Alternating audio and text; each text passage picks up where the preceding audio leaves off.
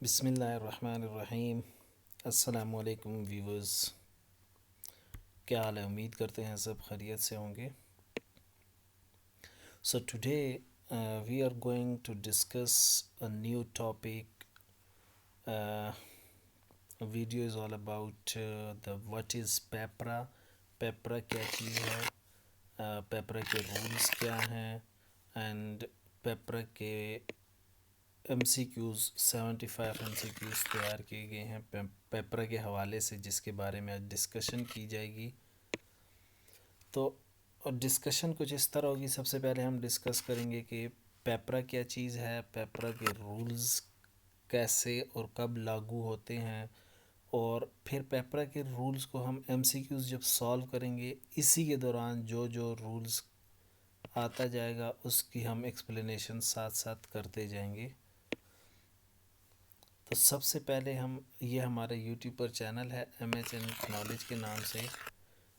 तो आप लोगों से गुजारिश है कि हमारे चैनल को सब्सक्राइब कीजिएगा।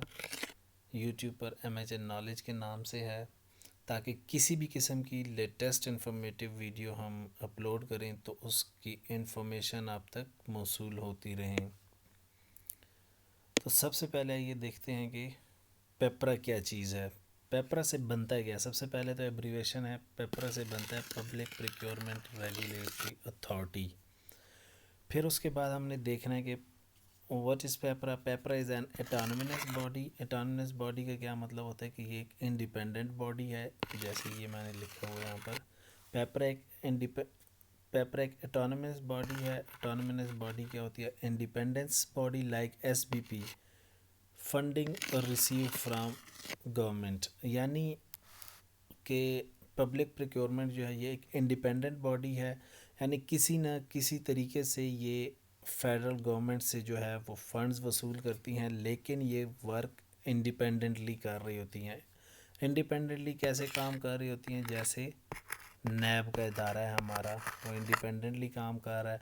यानी इसका मतलब है कि ये किसी मिनिस्ट्री के अंडर नहीं आती, किसी भी मिनिस्ट्री के अंडर ये वाला इदारा नहीं आता। ये अपने रूल्स एंड रेगुलेशन के हिसाब से काम करती हैं। तो पब्लिक प्रिक्योरमेंट रेगुलेटरी अथॉरिटी की दो मेन रिस्पॉन्सिबिलिटी होती हैं। एक है कि प्रिस्क्राइब रूल्स एंड रेगुलेशन, और दूसरी है कि वो प्रोसीजर्स के बारे में। तो ये थी हमारी पब्लिक प्रिक्योरमेंट अथॉरिटी की रिस्पॉन्सिबिलिटीज़ होती हैं। क्या रिस्पॉन्सिबिलिटीज़ होती है? एक तो होती है कि प्रिस्क्राइब रेगुलेशन, दूसरी होती है प्रिस्क्राइब प्रोसीजर। प्रिक्योरमेंट के रूल्स एंड रेगुलेशन और उसके प्रोसीजर्स के बारे में इसकी ज़िम्मेदारी होती है। किस लिए होती है? Public procurement made by federal government owned public sector organization. अब देखते हैं कि पब्लिक सेक्टर यानी पब, मतलब क्या हुआ कि पब्लिक प्रिक्योरमेंट रेगुलेटरी अथॉरिटी जो है ये एक ऑटोनोमस बॉडी है जो इंडिपेंडेंटली काम कर रही होती है, और उसकी रिस्पॉन्सिबिलिटीज़ क्या होती हैं कि वो प्रिक्योरमेंट के हवाले से रूल्स एंड रेगुलेशन और प्रोसीजर्स को बनाए, यानी इसमें डिस्कशन की जाती है, या इसमें उनकी रिस्पॉन्सिबिलिटी होती है इस चीज़ को फॉलो करें। पब्लिक सेक्टर ऑर्गेनाइजेशन यानी फेडरल गवर्नमेंट के अंडर जो ऑर्गेनाइजेशन आती हैं उनकी प्रिक्योरमेंट के लिए। अब देखते हैं पब्लिक सेक्टर ऑर्गेनाइजेशन क्या है, किस तरह काम करती हैं। पब्लिक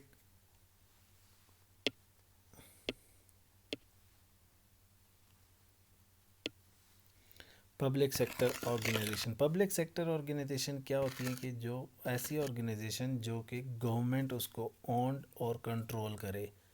गवर्नमेंट उस यानी गवर्नमेंट के कम से कम 51% शेयर जिस कंपनी में होंगे वो पब्लिक सेक्टर कंपनीज कहलाती हैं।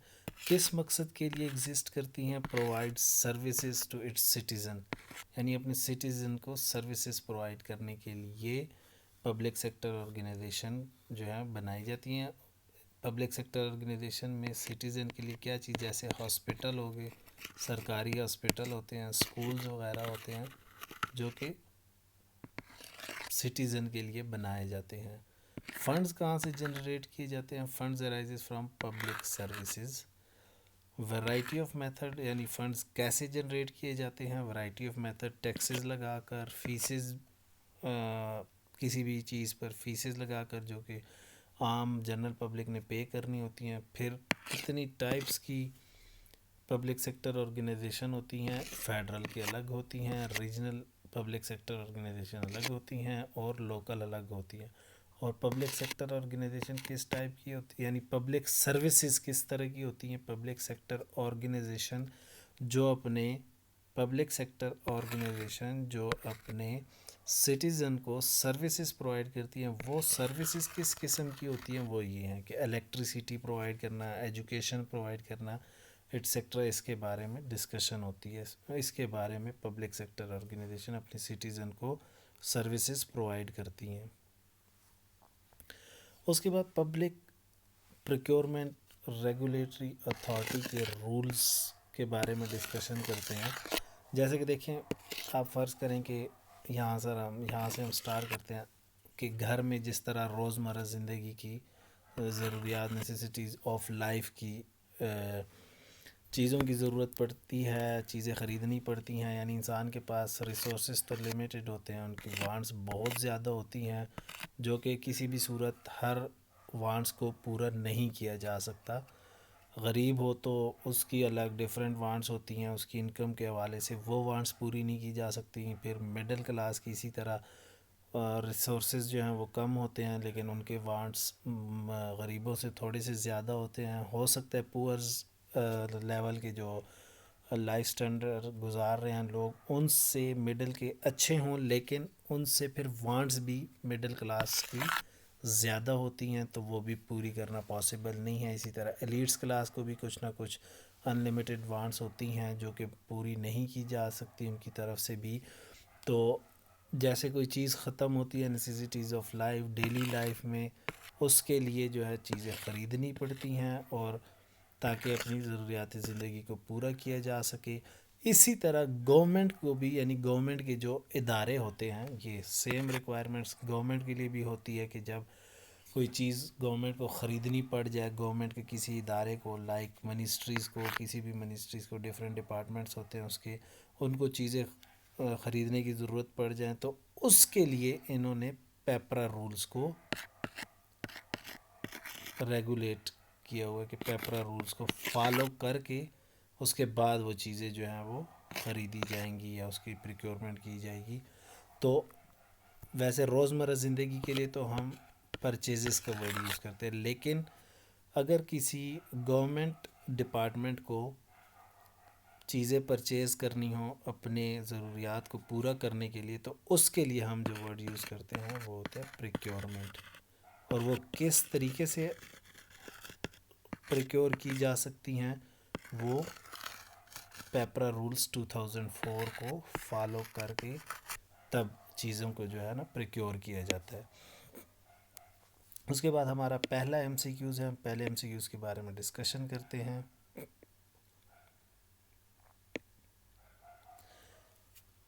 Which ordinance deal with the public procurement regulatory authority. अब ये यहाँ पर ऑर्डिनेंस के बारे में पूछ रहे, रूल्स के बारे में नहीं पूछ रहा। रूल्स तो 2004 का अप्लाई होता है, और ये जिस तरह मैंने इसको अंडरलाइन किया, तो ऑर्डिनेंस के बारे में यहीं पर डिस्कशन कर ली जाएगी कि ऑर्डिनेंस क्या होता है, उसकी डेफिनेशन भी आपको शो कर दी जाएगी।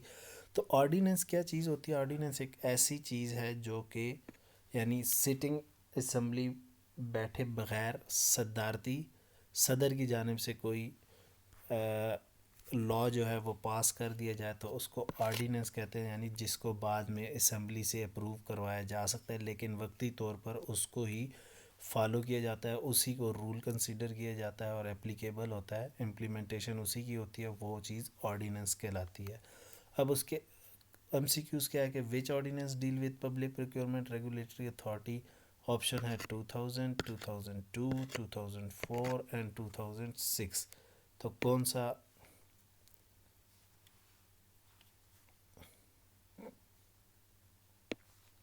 2002 ऑर्डिनेंस जो है पब्लिक प्रोक्योरमेंट रेगुलेटरी अथॉरिटी। ये जो यहाँ पर 5 सेकंड दिए होते हैं, ये मैं इसलिए यहाँ पर 5 सेकंड दिए हुए कि आप अपने आंसर्स को यानी अगर आप आंसर करना चाहें या आप देखना चाहें कि आपके कितने एमसीक्यूज़ ठीक होते हैं, तो उसके लिए ये सेकंड्स जो है सिलेक्शन की हुई है इन सेकंड्स की, ताकि आप अपने आंसर को बाद में देख सके कि क्या आपका आंसर ठीक है या नहीं। इस वजह से सिर्फ इस सेकंड्स को ऐड किया हुआ है इसमें। तो फर्स्ट क्वेश्चन में ऑप्शन बी जो है करेक्ट आंसर है। ऑर्डिनेंस की डेफिनेशन आपके सामने है यहाँ पर, इसको नोट कर लीजिएगा या पढ़ लीजिएगा। और वैसे ऑर्डिनेंस का मैं बता चुका हूँ कि ऑर्डिनेंस क्या होता है, जो प्रेसिडेंशियल लॉ जो है वो बग़ैर सिटिंग असम्बली के पास कर दिया जाए और उसको इम्प्लीमेंट भी किया जाए, तो वो हमारी ऑर्डिनेंस कहलाती है।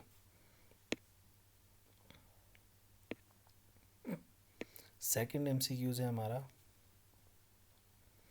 टेंडर और an offer in response to an invitation by a person or organization expressing own willingness to understand specific task or specific price। तो क्या चीज़ होगी हमारी, बिडर, बिड, कंट्रैक्ट, एक्सेप्टेंस। आइए देखते हैं क्या आंसर है। अपने आंसर को जहन में रखिएगा। सो बिड, बी ऑप्शन जो है इसका करेक्ट है। अब इसमें देखें बिडर क्या होता है। प्रिक्योरमेंट में बिडर क्या होता है, बिडर वो होता है जो कि a person who submitted a bid. और बिड क्या, a bid is an offer made by an investor. और कंट्रैक्टर क्या है, legally binding documents between at least two parties, यानी जो enforceable by law.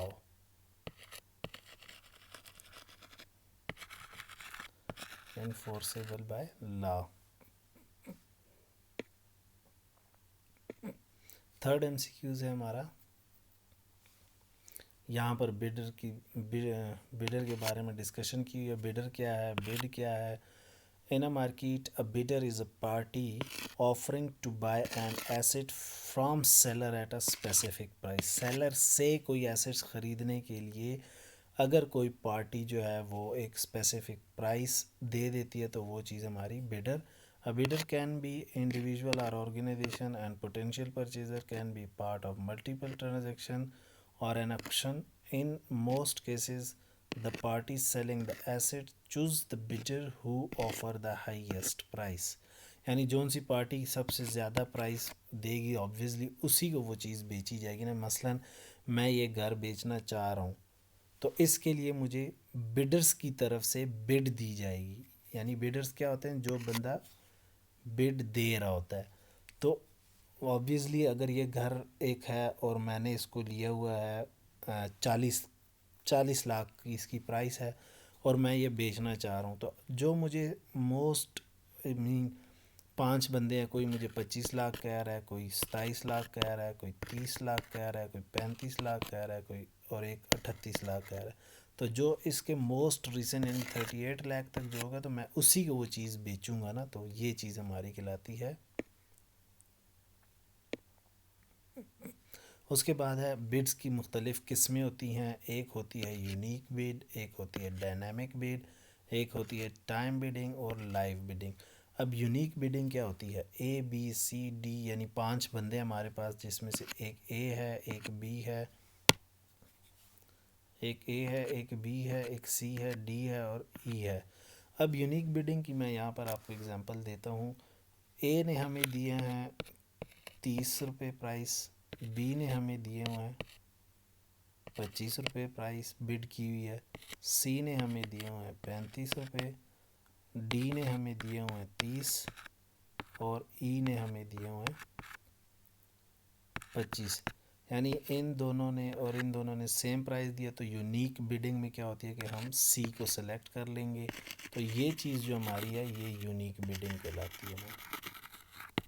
Unique bidding इसको कहते हैं, यानी 5 बंदे हैं जिनमें से 4 बंदों ने तकरीबन एक जैसे हमें प्राइस दी हुई है, और 5-6 बंदे ने जो है थोड़ी सी डिफरेंट फ्लैक्चुएट प्राइस दी हुई है, तो उसको हम सेलेक्ट कर लेते हैं, उसको वो बंदा वो बिड विन कर जाता है। इसको हम यूनिक बिडिंग कहते हैं। डायनामिक बिडिंग क्या होती है कि बिडर के जो बिडर जमा करवाने वाला बंदा होता है उसकी वहाँ पर मौजूदगी हो या ना हो, तो हम bidder can set their bid for the product कर सकते हैं। फिर टाइम बिडिंग क्या होती है? टाइम बिडिंग होती है कि ऑन द स्पॉट, यानी एक चीज़ है, मिसाल मेरे पास एक गाड़ी है, मैं उसकी बिडिंग करना चाह रहा हूँ, मैं उसको बेचना चाह रहा हूँ 12 लाख की। तो 8 से 10 बंदे खड़े हैं वहाँ पर, ऑन द स्पॉट मैं उसकी बिडिंग करवाता हूँ। जो बंदा मुझे सबसे ज़्यादा या मोस्ट रिसेंट प्राइस देगा तो मैं उसको वो चीज़ सेल कर देता हूँ और वो बंदा बिड विन कर जाता है। लाइव बिडिंग जो होती है ये फॉरेक्स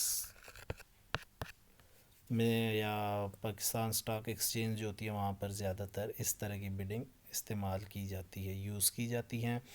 उसके बाद है हमारा बिड। बिड क्या होता है कि a bid is an offer made by investor, trade और dealer an effort to buy a security, commodity और करेंसी इज कॉल्ड बिड। उसके बाद हमारा थर्ड एमसीक्यूज है a person who submitted a bid is called. जैसे हमने पीछे अभी डिस्कशन की है कि एक पर्सन जो बिड सबमिट करवाता है तो वो क्या कहलाता है? वो बंदा अपना आंसर जो है वो माइंड में रखिएगा। उसके बाद करेक्ट ऑप्शन देखते हैं क्या है, 3, 2, 1 एंड लेट्स सी। बिडर। सो वो बंदा हमारा बिडर कहलाता है। उसके बाद जैसे हमने बिडर और बिड की डेफिनेशनें पढ़ी हैं, इसके बाद एजेंट को देखते हैं। एजेंट क्या होता है? A person who act on behalf of another person, यानी मैं मिस्टर ए हूँ और आप जो हैं आप मिस्टर बी हैं, यानी I mister A and you mister B. तो मेरे पास एक घर है,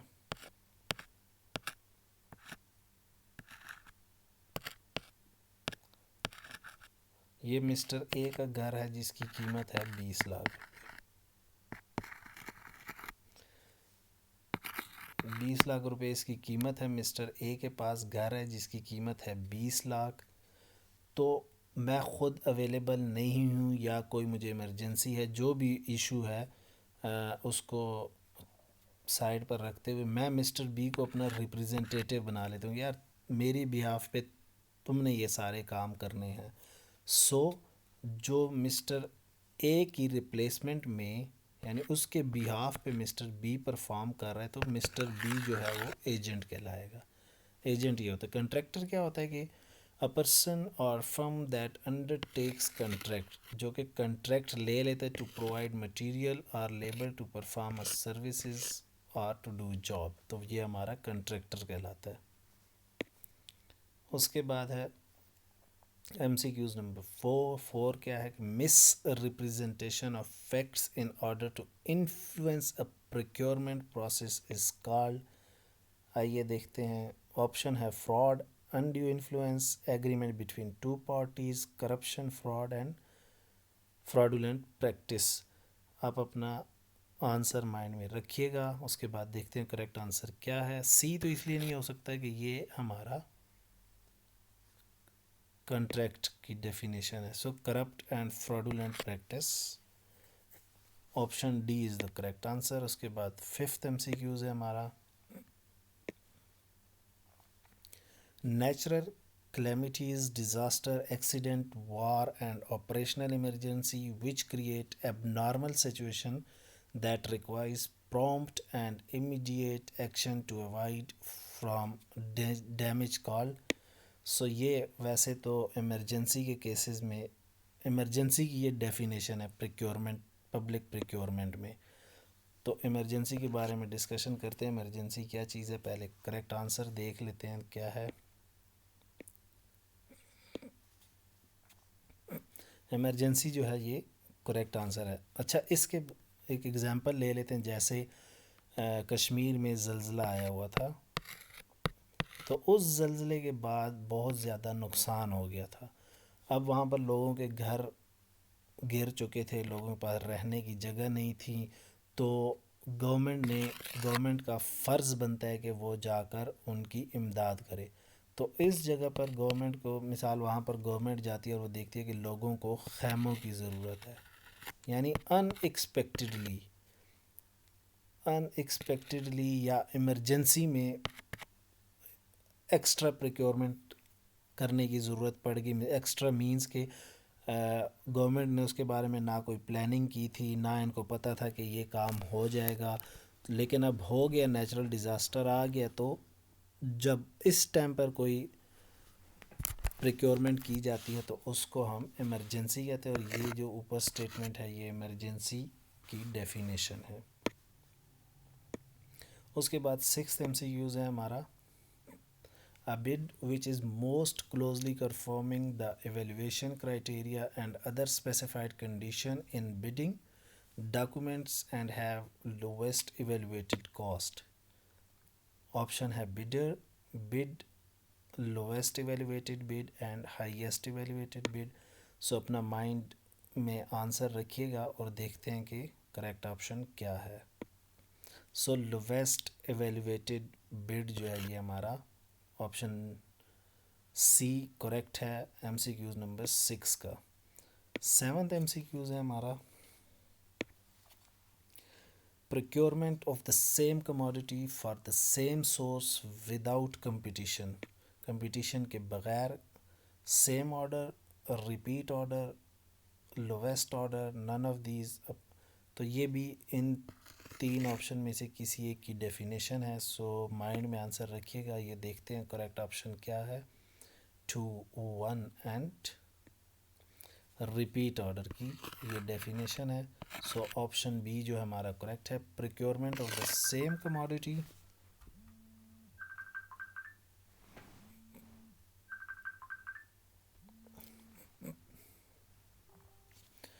अच्छा, उसके बाद देखते हैं हमारा एमसीक्यूज़ एट्थ है। एट्थ एमसीक्यूज़ में क्या पूछा जा रहा है कि return from each rupees spent in terms of quality, timeliness, reliability after sale service is called.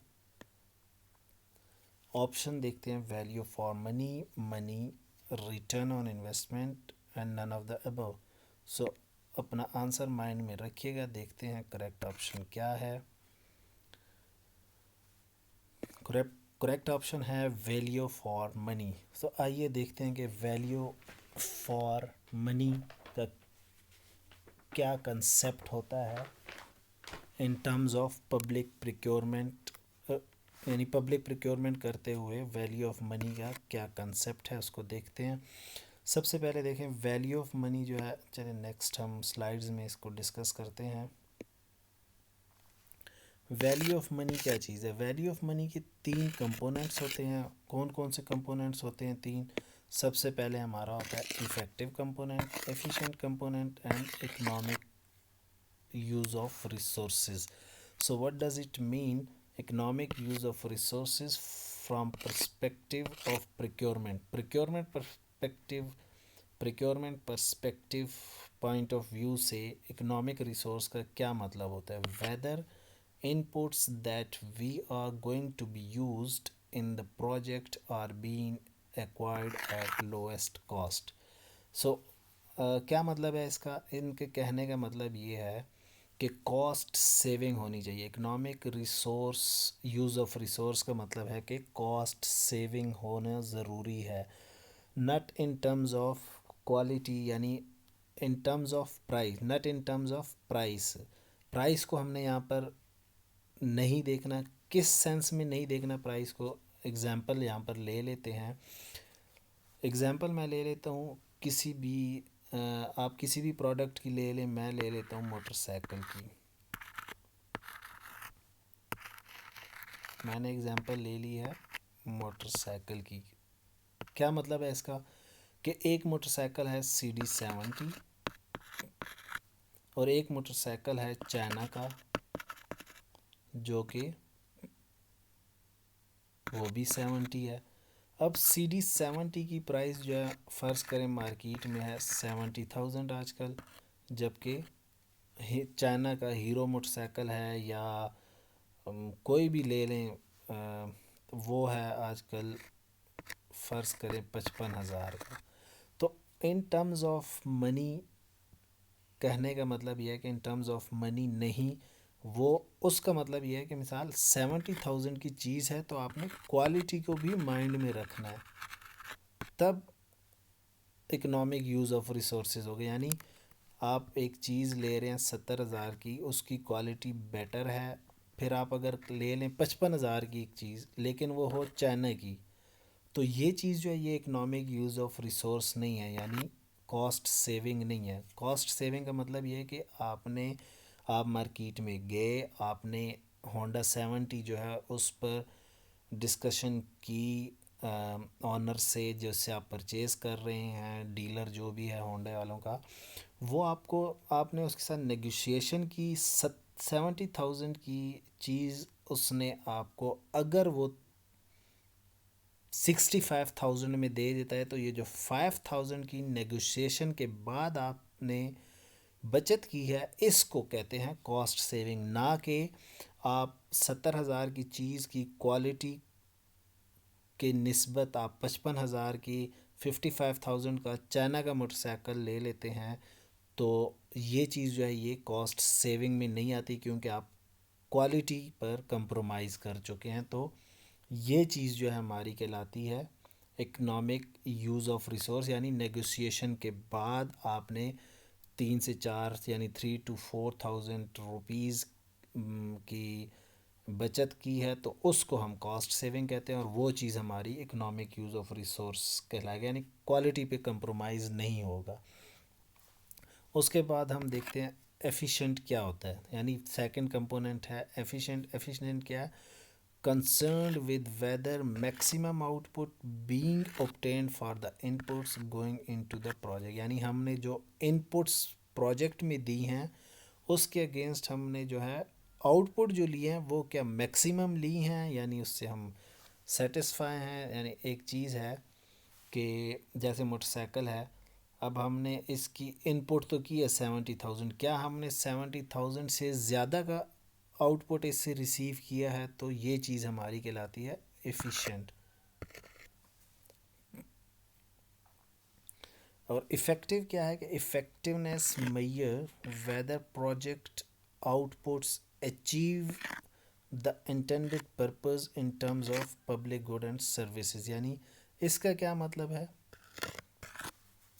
इसको चले नेक्स्ट स्लाइड्स में देखते हैं, बट इसका यहाँ पर गो थ्रू कर लेते हैं कि प्रोजेक्ट की जो आउटपुट है, प्रोजेक्ट की जो आउटपुट है, जो हमारा बुनियादी मकसद है उससे वो पूरा हो रहा है या नहीं।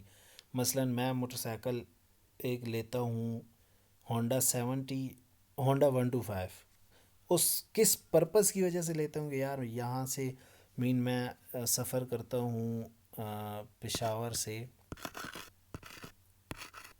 इस्लामाबाद का। ये इफ़ेक्टिव की मैं तुम्हें यानी इफ़ेक्टिव की एग्ज़ाम्पल आप लोगों को देना चाह रहा हूँ कि पेशावर से इस्लामाबाद के सफ़र का डिस्टेंस है 155 किलोमीटर। अब अगर मैं 125 लेता हूँ तो मेरा इसको परचेज़ करने का मकसद क्या है कि यार अगर मैं CD70 पर जाता हूँ, CD70 पर अगर 155 किलोमीटर सफ़र मैंने अगर करना है तो वो मैं करूँगा 2 आवर्स में। लेकिन मेरा मकसद है कि यार मैं 1.5 आवर या 1.15 मिनट्स में, 1 आवर्स एंड 15 मिनट्स में ये डिस्टेंस जो है वो अचीव कर लूँ, अपने मकाम तक पहुँच जाऊँ, यानी तो मैं उसके लिए 125 ले लेता हूँ। अब देखना यह है कि अगर मैं इसको लेता हूँ 70 को, और मकसद मेरा है कि मैंने 1.5 घंटे में, 1.25 घंटे में पहुँचना है, तो ये जो मकसद है मेरा ये, यानी इस चीज़ को ख़रीदना, 70 को ख़रीदना फिर मेरे पर्पस को फुलफ़िल नहीं कर रहा, तो ये इफ़ेक्टिव नहीं होगा। जो चीज़ फुलफ़िल करती है वो चीज़ जो है हमारी, यानी जो चीज़ हमारी ज़रूरियात को फुलफ़िल करती है वो चीज़ कहलाएगी इफ़ेक्टिव में। ये नेक्स्ट स्लाइड में इसके बारे में थोड़ी सी डिस्कशन मैंने लिखी हुई है उर्दू में, ये पढ़ लीजिएगा। यानी देखें इसका मतलब है कॉस्ट सेविंग करना इकोनॉमिक यूज़ ऑफ रिसोर्सेज में। इन टर्म्स ऑफ क्वालिटी को पर कंप्रोमाइज़ नहीं करना कि चीज़ ख़रीदी बेहतरीन चीज़, यानी नेगोशिएशन आपने कर ली, उस पर जो 10 से 20% डिस्काउंट हुआ वो हमारी कॉस्ट सेविंग कहलाएगी। तो ये एग्जांपल है, बाइक की एग्जांपल मैंने दी हुई है। 80,000 की आपने 75,000 की ले ली, तो ये जो 5,000 की नेगोशिएशन के बाद प्राइस बचाई है ये हमारी कॉस्ट सेविंग कहलाएगी। जबकि हीरो 55,000 का है, आपने 55,000 का ही ख़रीदा है, लेकिन अगर आप इन दोनों को कंपेयर करें आपस में तो 75 और 55 में कितने का डिफरेंस है, 20,000 रुपये। यानी ये आपने बचत की है, काम दोनों का सेम है, लेकिन आपने प्रोडक्ट की क्वालिटी पर कंप्रोमाइज़ किया। तो cost saving economic use of resource के हवाले से क्वालिटी पे कंप्रोमाइज़ नहीं करना। फिर ये एफिशिएंसी के बारे में, जितनी ज़्यादा एफिशिएंसी होगी उतना ज़्यादा बेस्ट वैल्यू ऑफ मनी होगा। और यहाँ पर कि पर्पस कितना आपका उससे अचीव पूरा हो रहा है, अगर पर्पस पूरा हो रहा है तो बेस्ट वैल्यू ऑफ मनी है। आपने जो पैसा इन्वेस्ट किया है वो आपको फ़ायदा दे रहा है, उसकी कुछ ना कुछ वैल्यू है। लेकिन अगर नहीं दे रहा तो फिर कोई वैल्यू नहीं है उस मनी की।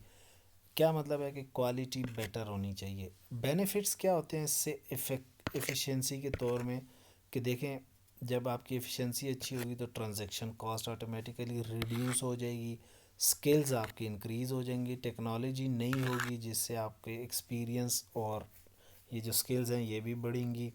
So what we can say कि वैल्यू ऑफ मनी की डेफिनेशन क्या हो सकती है। So value for money means best return for each rupees in terms of quality, timelineess, reliability, skills, transaction cost etc। यानी वैल्यू फॉर मनी क्या हो जाएगा फिर, best return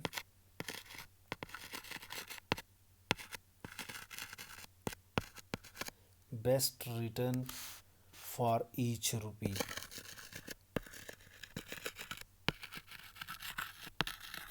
best return for each rupee in terms of quality.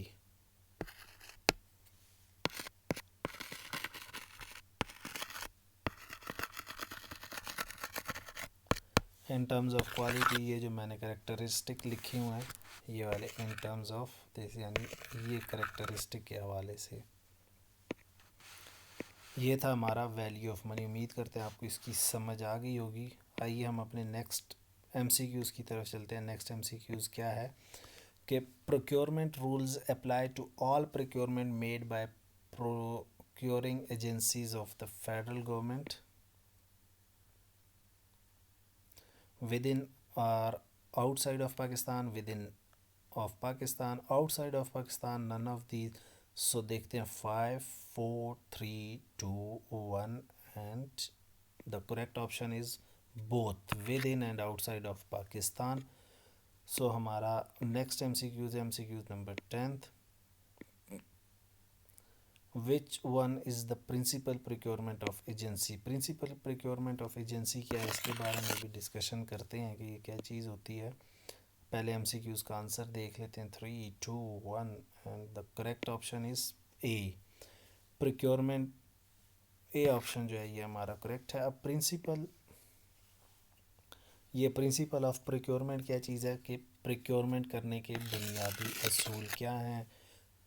फिर इसमें क्या है कि प्रिक्योरमेंट करने वाली यानी जो एजेंसी होती है प्रिक्योरमेंट करने वाली, प्रिक्योरमेंट में इंगेजमेंट के दौरान जब हम प्रिक्योरमेंट कर रहे होते हैं उसके दौरान ख़रीदारी को मुनसिफाना और शफाफ तरीके से अंजाम देगी। कौन? Procurement agency. और इसका मकसद क्या होगा? वैल्यू फॉर मनी को यकीनी बनाना होगा। और वैल्यू ऑफ मनी क्या होती है वो हम पीछे डिस्कस कर चुके हैं कि एफिशिएंसी, इफ़ेक्टिवनेस और इकोनॉमिक यूज़ ऑफ रिसोर्स होगी तो प्रिंसिपल ऑफ प्रिक्योरमेंट इस चीज़ की रिप्रेजेंटेशन करती है, इस चीज़ को बयान करती है। प्रिक्योरमेंट के अमल को एफिशिएंट और इकोनॉमिकल बनाना होता है ताकि उसकी ट्रांसपेरेंसी भी, उसमें ट्रांसपेरेंसी भी हो, फिर वो अकाउंटेबिलिटी भी उसकी हो, बेटर मैनेजमेंट के साथ हो, यानी कोई चीज़ उसमें छुपी हुई नहीं होनी चाहिए। 11th MCQs है हमारा, dash mean agreement enforceable by law. So ये तो सिंपल सी बात है कि कंट्रैक्ट जो है ये हमारा करेक्ट ऑप्शन हो गया इसमें।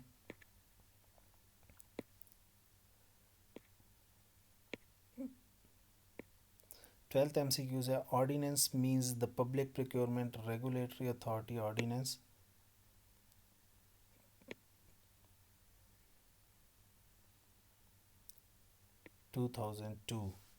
ऑर्डिनेंस 2002। 13th MCQs है हमारा, repeat order means procurement of the same commodity from the same source without competition and includes enhancement of contract. So ये पूछ रहे हैं कि ये स्टेटमेंट ट्रू है या फॉल्स है। सो पहले हम इस पर डिस्कशन कर चुके हैं, अब देखते हैं कि ये ट्रू है। तो ट्रू, 13th में बी ऑप्शन करेक्ट है। 14th MCQs है हमारा, suppliers mean a person, consultant, firm, company or organization who undertake to supply goods, services and works। so ये स्टेटमेंट सप्लायर के हवाले से ठीक है या नहीं। सो देखते हैं, 5 4 3 2 1 एंड यस ट्रू। स्टेटमेंट जो है ये ट्रू है, इसकी डेफिनेशन है सप्लायर की। 15th MCQs है, dash mean a procedure leading to award a contract where all the interested person, firms, company, organization made bid for a contract include both national competitive bid and international competitive bid। Option क्या है इसके, bid, bidder, competitive bid, none of the above। सो जिसकी price सबसे ज़्यादा होगी वही बंदा जो है, इसमें बी ऑप्शन करेक्ट है, कम्पिटिटिव बिड। कम्पिटिटिव बिड क्या होता है कि जब बिडर की तरफ से जमा करवाई जाती है, उसमें जिसका मोस्ट रीज़नेबल प्राइस होती है तो वो बिडर जो है वो विन कर जाता है बिड, उसको हम कम्पिटिटिव बिडिंग कहते हैं। लेकिन इसमें कम्पिटिटिव बिडिंग में क्वालिटी, शेड्यूल और स्कोप शुडंट बी कंप्रोमाइज, यानी इन तीन चीज़ों के बारे में कम्पिटिटिव बिड में कंप्रोमाइज़ नहीं करना होता। किस सूरत में, यानी क्या मतलब है इसका कि कंप्रोमाइज़ नहीं करना पड़ता। अब इसमें देखना हमने ये कम्पिटिटिव बिड में कि एक पार्टी है, मिसाल मैं अपना मकान बनाना चाह रहा हूँ, मैन्युफैक्चर कराना चाह रहा हूँ, तो मैं 3 बंदों से बिड रिसीव करता हूँ। अब 3 बंदे मुझे डिफरेंट प्राइस देते हैं। मीन ये बंदा मुझे कहता है मैं 2 मिलियन में बना के देता हूँ, ये बंदा मुझे कहता है मैं 2.2 मिलियन में बना के देता हूँ, और थर्ड पार्टी मुझे कहती है मैं 2.5 मिलियन में बना के दूंगा मकान। तो मैं अब क्या सोचूंगा कि यार वैसे जो हमारी सोच के मुताबिक तो मैं यही कहूँगा कि यार जो 2 मिलियन ले रहा है, कम प्राइस बता रहा है, तो इसको मैं ये ठेका जो है, इस कॉन्ट्रैक्ट जो है इसको दे देता हूँ, ये मेरे लिए एक मकान बना के देगा। लेकिन मैंने ये भी देखना है कि यार क्वालिटी वाइज ये किस तरह काम कर रहा है, शेड्यूल, टाइम कितना ले रहा है, एंड स्कोप, जो मैं इसको काम बता रहा हूँ उसी मुताबिक ये काम कर रहा है कि नहीं। तो ये इस चीज़ को भी देखना है, सिर्फ प्राइस को नहीं देखना कि इस बंदे ने हमें प्राइस कम दी है तो चलो इसको प्रोजेक्ट हम पकड़ा देते हैं, क्योंकि बाद में ये ब्लैक लिस्ट भी हो सकता है। तो सबसे पहले इन 3 चीज़ों को मद्देनज़र रख कर फिर हमने प्राइस को सिलेक्ट करना होता है। हो सकता है कि ये दरमियाना वाला जो है इन तीनों चीज़ों पर कोई कंप्रोमाइज़ नहीं करता, ये भी थोड़ा बहुत कंप्रोमाइज़ कर लेगा। मिसाल जो कम इन 3 चीज़ों पे और प्राइस को देखकर हमने सिलेक्शन करनी होती है, वो हमारी कम्पिटिटिव बिड कहलाती है। 16th MCQs है, where there are conflict between federal government and international territory about any obligation communication, then option A, B,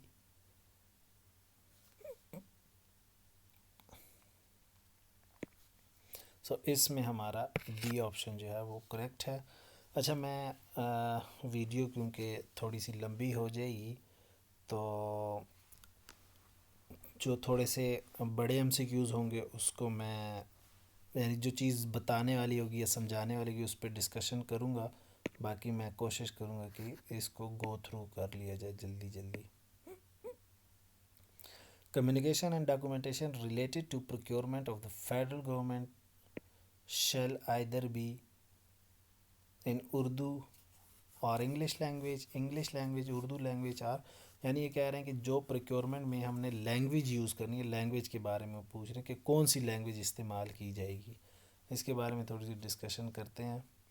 4 3 2 1 and let's C. I A option is the correct answer. Let's see, हाँ ए इसमें correct option है। अगले पे slide में शायद मैंने इस पर डिस्कशन की हो। अच्छा, डिस्कशन नहीं की तो हम थोड़ा सा बैक पे चले जाते हैं इसके बारे में डिस्कशन के लिए। अच्छा, इसमें डिस्कशन क्या करनी है कि जो प्रोक्योरमेंट प्रोसेस के दौरान दोनों ज़बानें यानी इंग्लिश हो और उर्दू दोनों जो हैं वो इस्तेमाल की जा सकती हैं, लेकिन एक और भी इसमें सिचुएशन हो सकती है, यानी इंग्लिश उर्दू दोनों होती है कि मकामी लैंग्वेज को भी इस्तेमाल किया जा सकता है। मकामी लैंग्वेज को इस्तेमाल किया जा सकता है, लेकिन कब इस्तेमाल किया जा सकता है कि अगर कहीं लोकली प्रोक्योरमेंट हो रही हो, यानी मिसाल अगर केपीके में ज़्यादातर पख्तून रहते हैं, केपीके में बिडिंग हो रही है, तो यहाँ पर फिर पश्तो की ज़बान को, पश्तो लैंग्वेज को इस्तेमाल किया जाएगा बिड प्रोक्योरमेंट के लिए। इसी तरह अगर सिंध में प्रोक्योरमेंट हो रही है तो सिंधी ज़बान में प्रोक्योरमेंट की जाएगी, लेकिन मोस्टली जो ऑफिशियल है वो इंग्लिश एंड उर्दू दोनों ज़बानों में होगा। उसके बाद 18th MCQs है हमारा। When procurement agency is outside the territories of Pakistan and procurement is made locally, procurement agency may use Urdu language, local language, English language, जिस तरह लास्ट स्लाइड में हमने डिस्कशन की। So local language can be use, ये तीनों language इस्तेमाल की जा सकती हैं। और ये जो डिस्कशन की है वो यहाँ पर कि लोकल लैंग्वेज को कब इस्तेमाल किया जा सकता है।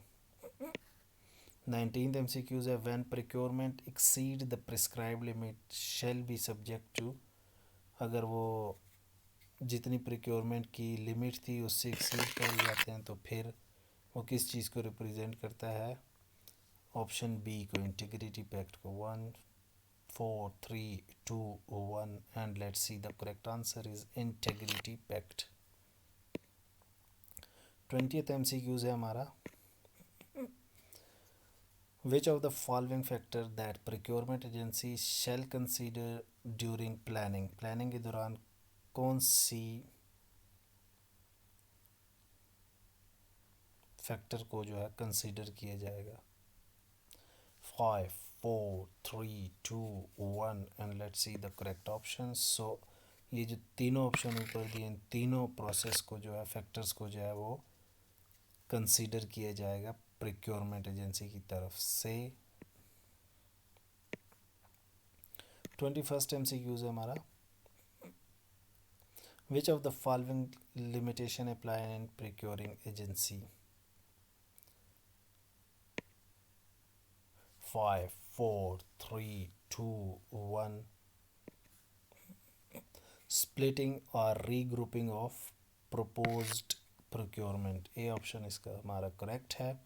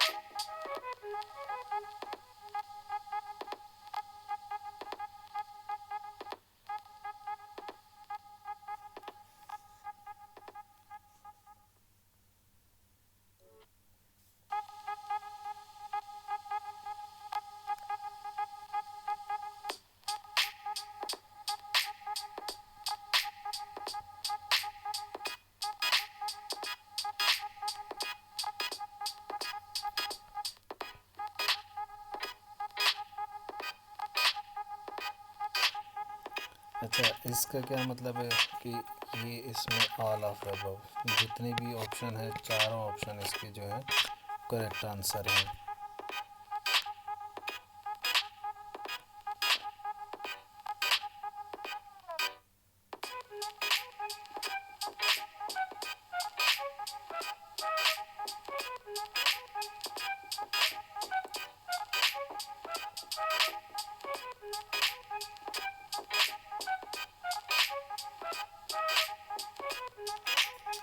इसमें भी जो है चारों ऑप्शन जो हैं वो करेक्ट हैं। Option number question MCQ number 53 में। तो 54 MCQ है, when supplier and contractor shall consider disqualified by procuring agency.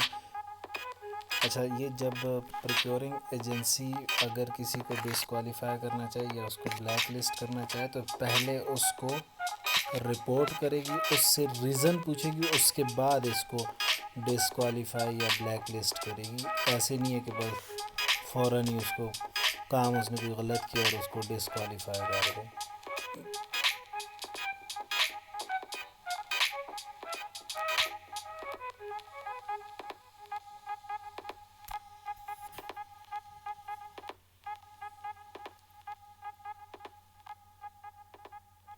इस केस में भी वही होगा कि ब्लैक लिस्ट भी करेगी तो पहले उसको इन्फॉर्मेशन देगी, उससे रीज़न पूछेगी, उसके बाद इसको ब्लैक लिस्ट में डालेगी।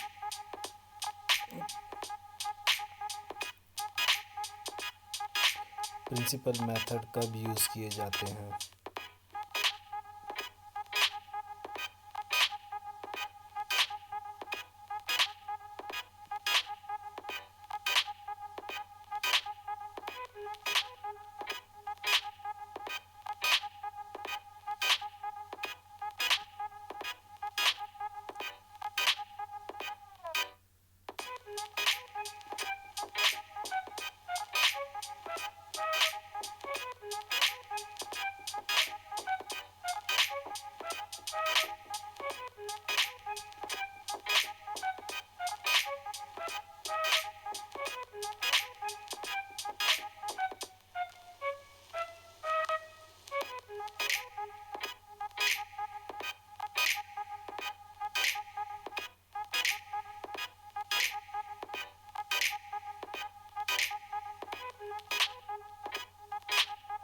इसमें भी चारों ऑप्शन जो है वो ठीक है।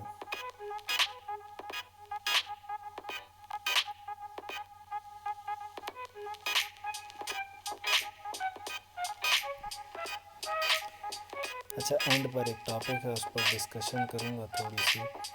वो है कि मेथड ऑफ एडवर्टीज़मेंट क्या होता है और टाइम रिस्पांस कितना होना चाहिए।